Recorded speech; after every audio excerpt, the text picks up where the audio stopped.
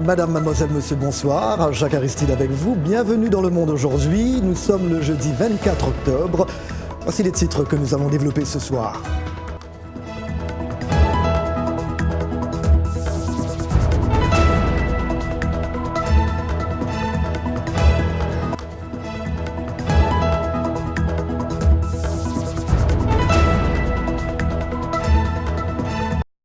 Ce matin à Conakry, des dizaines de milliers de personnes ont répondu à l'appel du FNDC à une marche contre un éventuel troisième mandat du président Alpha Condé. Hier, des femmes guinéennes ont marché pour dénoncer les exactions des forces de l'ordre. Elles ont aussi réclamé la libération des militants du FNDC incarcérés en amont des manifestations qui ont fait au moins 9 morts en début de semaine dernière. Ces contestations ont pour origine le projet prêté au président sortant de briguer sa propre succession en 2020 et de changer à cette fin la Constitution. Le FNDC, une coalition de partis d'opposition, de syndicats et de membres de la société civile, a aussi appelé à manifester ailleurs dans le pays. 5 dirigeants de ce mouvement ont été condamnés mardi à des peines allant de 6 mois à 1 an de prison ferme. Il faut défendre cette liberté pour laquelle les camarades sont tombés, pour laquelle les camarades sont en prison. Pour cette liberté, nous devons la défendre même au prix de notre vie, au prix de ces citoyens qui sont morts sous les balles des forces de l'ordre. Selon les analystes, dans un souci apparent de réduire la pression, le gouvernement a autorisé la marche de jeudi, mais il a validé un parcours éloigné des lieux du pouvoir. Les défenseurs des droits humains dénoncent une répression visant à faire taire l'opposition. Opposant historique, le président Alpha Condé, qui connut l'exil et la prison, a été le premier président démocratiquement élu en 2010, réélu en 2015. Son avènement a marqué l'instauration d'un gouvernement civil après des décennies de régime autoritaire et militaire. De l'or au poignet, griffé de la tête aux pieds, voici les Tchassem rencontrés dans un fast-food moscovite branché. Ce couple d'origine camerounaise s'est construit son petit Eldorado en Russie, de quoi faire rêver les jeunes Africains. Leur ambition n'a pas de limite. Walter Tchassem, 37 ans, compte étendre son affaire au-delà de son pays d'accueil. Et déjà, nous sommes en train d'entrer dans le match américain. Et je crois que d'ici l'année prochaine, nous serons dans le match européen. Fils de diplomate, il vit en Russie depuis 25 ans. Il a donc acquis la nationalité russe. En 2006, il cofonde avec 2 camarades la holding Black Star, dont il tient aujourd'hui les rênes financières. Outre le secteur des fast-food, sa franchise de près de 100 boutiques et restaurants dans le pays, Black Star Holding, qui emploie aujourd'hui pas moins de 500 personnes, opère également dans le lavage auto et les clubs de jeux vidéo. Cindy Tchassem, 32 ans, participe aux côtés de son époux aux relations publiques du groupe. Dans un pays où les agressions racistes ont longtemps défrayé la chronique, le couple affirme n'avoir jamais souffert de racisme. Vu que dans notre holding, je suis le seul noir dans ma holding, mais je n'ai jamais senti cela. Après, là, je crois la nouvelle génération russe, ils voyagent, ils comprennent beaucoup de choses, ils se développent, ils sont plus ouverts d'esprit. Une question racisme, si on parlait du racisme, je ne serais pas là. Les Tchassem ont fait des réseaux sociaux la vitrine de leur réussite. Sur Instagram, ils cumulent plus de 400 000 abonnés. Certains pensent que l'Africain est né pour souffrir, mais ce n'est pas le cas. Il faut croire en soi et bosser, lance Walter en guise de conseil à ses frères et sœurs du continent.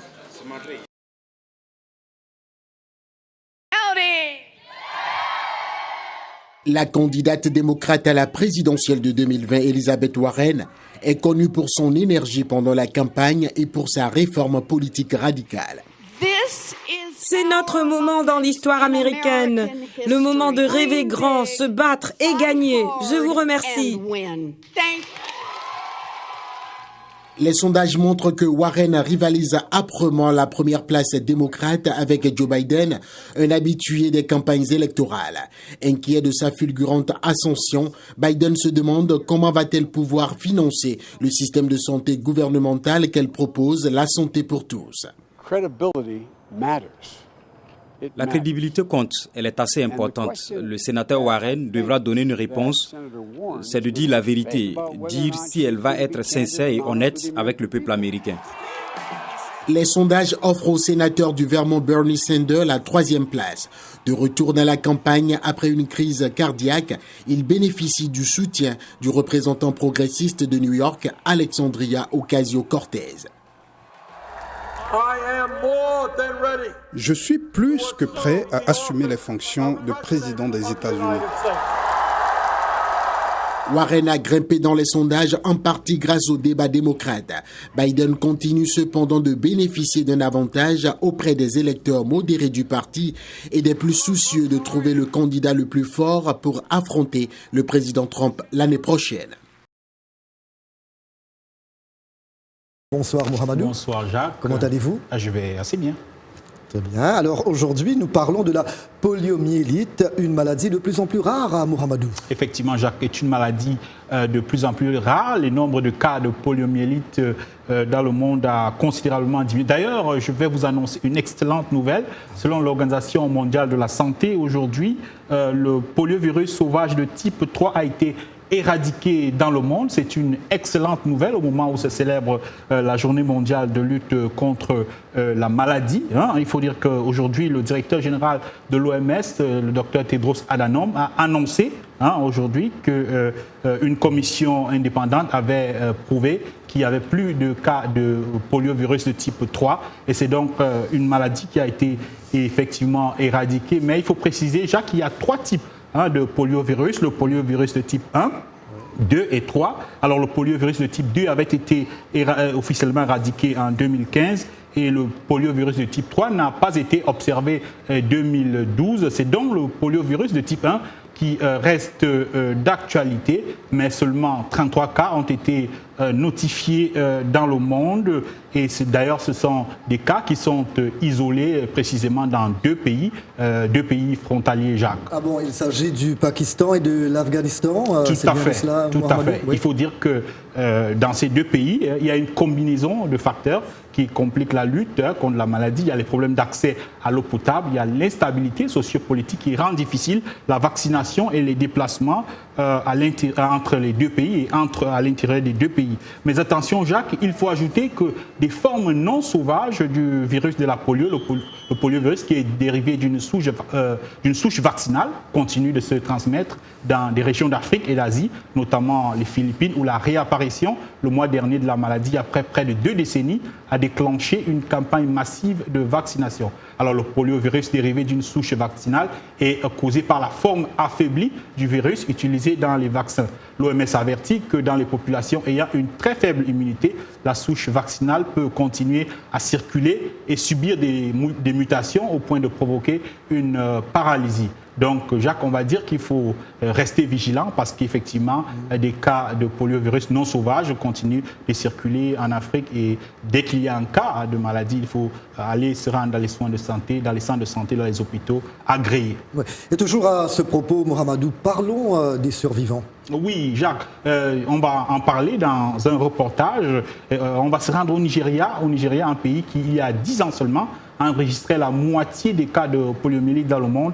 Là-bas, le dernier cas de poliovirus sauvage de type 3 a été enregistré en 2012. Mais la maladie a engendré l'invalidité des milliers de personnes, des handicapés qui doivent faire face à de nombreux défis quotidiens et qui ont souvent besoin de l'aide des bénévoles. Voyons cela dans ce reportage de Timothy Obiezu à Abuja, un reportage que j'ai traduit pour vous. Ayuba Gouffouane a contracté la polio à l'âge de 5 ans. La maladie a paralysé ses 2 jambes. Comme de nombreux survivants, il a dû se battre pour surmonter son handicap. Il est finalement devenu avocat. Grâce à ses revenus professionnels et à des dons, il a ouvert un centre pour personnes handicapées, la Beautiful Gate Handicap People Center, un centre qui fabrique et distribue gratuitement des fauteuils roulants. Notre souhait était en fait de combler le manque qu'il y a entre l'éradication de la poliomyélite et la réadaptation des survivants. L'éradication de la polio est centrée sur la prévention. Rien ou peu a été fait pour prendre soin des survivants. Pendant plus de 10 ans, le centre de Gouffouane a aidé environ 18 000 survivants au Nigeria, au Tchad, au Niger et au Cameroun. Ibrahim Oumar, l'un des bénéficiaires, a reçu un fauteuil roulant gratuit et travaille maintenant pour le centre. J'ai commencé à travailler ici en 2016. Je n'avais aucune expérience avant cela. J'ai tout appris ici. Le Nigeria n'a enregistré aucun cas de poliomyélite depuis 3 ans. Cependant, l'Association nigérienne de défense des droits des personnes handicapées attire l'attention sur les 27 millions de handicapés qui vivent dans le pays. 40% de ces personnes seraient des survivants de la polio. Chaque année, à l'occasion de la Journée mondiale de la polio, l'accent est mis sur l'éradication, mais personne ne pense à ceux qui ont survécu, vivent avec un handicap et traversent divers défis. Pour nous, c'est aussi une priorité. L'Assemblée nationale du Nigeria a voté un projet de loi visant à améliorer l'intégration socio-professionnelle des personnes handicapées et donc des survivants de la polio. Cependant, nombreux sont ceux qui doivent encore compter sur des bénévoles comme Goufouane.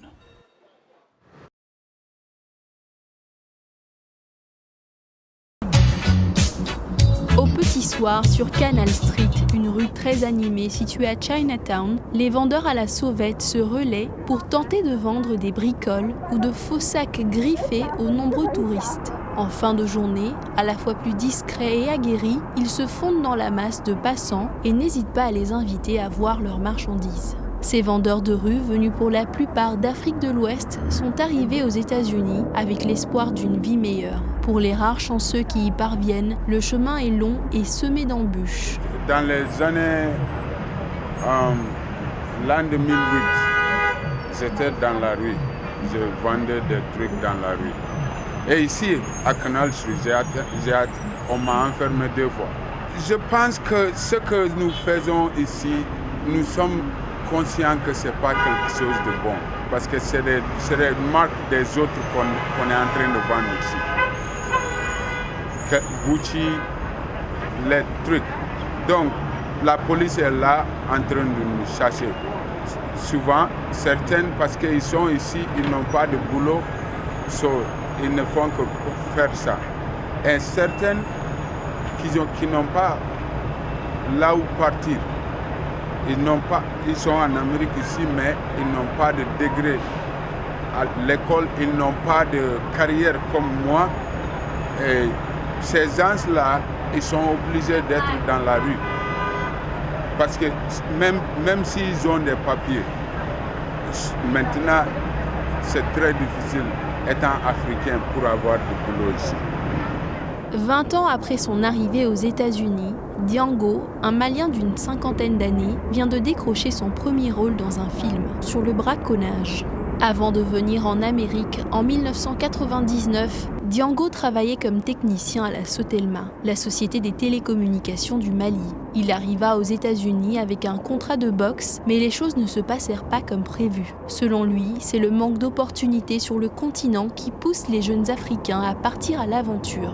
Diango explique également pourquoi les vendeurs à la sauvette africains ont investi les abords du quartier chinois en abandonnant presque les endroits comme Times Square et la 125e. C'est les Asiatiques qui amènent des marchandises. Ça vient de ces eux. Chez nous, en Afrique, on n'a rien.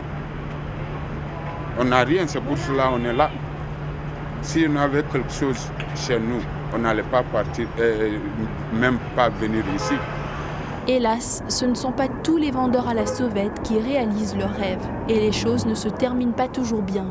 Les vendeurs à la sauvette savent qu'ils courent de nombreux risques à faire ce métier. Pourtant, ils sont dans les rues, y compris la nuit. Mustapha Goumbala a une astuce pour se faire discret et ne pas transporter de marchandises avec lui. Il se promène avec un petit catalogue sous forme de brochure indiquant les produits vendus. Pour moi, tout est dangereux dans la vie. Tout est dangereux. Ma catalogue, j'ai beaucoup de choses de catalogue pour parfois des tourismes, venir ici pour vendre souvenirs. C'est ça que je garde le catalogue. Et on est ici famille. À voir comment certains membres de la communauté africaine ou même des locaux du quartier sont aux aguets pour lancer des alertes aux vendeurs à la sauvette. Lorsque la police est proche, on peut effectivement parler d'une grande famille, en tout cas d'une très forte solidarité. Dili Diko, VOA Afrique, New York. Nous allons parler aujourd'hui de sport, de culture et d'histoire. Nous nous intéressons au document de genèse des Jeux olympiques modernes. Vous verrez en image le manuscrit du baron français Pierre de Coubertin qui a rédigé l'acte fondateur de ces Jeux modernes. Il était sans doute loin de s'imaginer que ces écrits feront l'objet d'une vente aux enchères ici aux États-Unis et pourraient rapporter des milliers de dollars. Ce sera bientôt le cas. Suivez.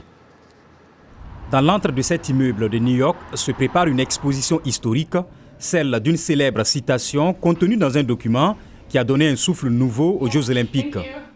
Le plus important aux Jeux olympiques n'est pas de gagner, mais de participer, car l'important dans la vie, ce n'est point le triomphe, mais le combat.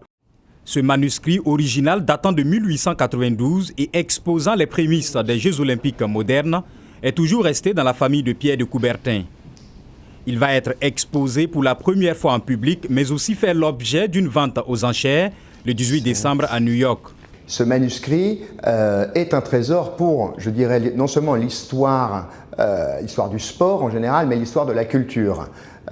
C'est le seul manuscrit complet, connu, d'un texte important du baron de Pierre de Coubertin dans lequel il parle des Jeux olympiques. Et surtout, c'est une redécouverte absolue. Dans le texte de 14 pages, le créateur des Jeux olympiques modernes a exposé sa vision de faire revivre l'ancienne tradition athlétique sous la forme d'une compétition moderne internationale. Au départ, l'idée était de suggérer aux jeunes Français une pratique sportive régulière. Il y défend l'esprit d'excellence des Jeux, la promotion du fair play et les avantages personnels et sociétaux du sport. 2 ans après avoir prononcé ce discours, Coubertin fonda le Comité international olympique et en 1896, les premiers Jeux olympiques modernes eurent lieu à Athènes, en Grèce. D'après l'intérêt et la valeur et la rareté d'un texte éminemment fondateur, nous pensons que nous avons toutes les chances de vendre le manuscrit pour plus d'1 million de dollars. Plus d'1 million de dollars pour ce texte fondateur des Jeux olympiques modernes, mais la valeur des Jeux qui se tiennent tous les 4 ans et qui réunissent des milliers de sportifs du monde reste inestimable. Fin de ce journal, à demain. Merci.